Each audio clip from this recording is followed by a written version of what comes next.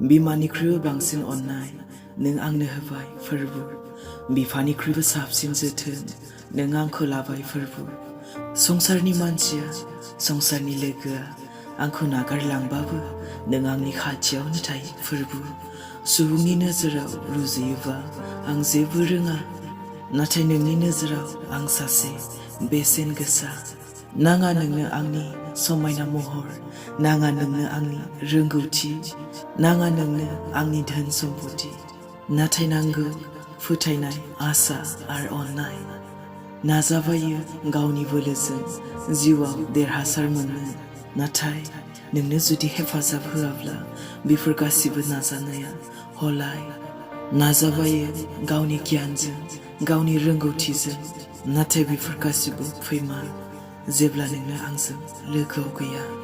मेगनजों नुनाय गासिबो मुवायानो साननैसोनिल'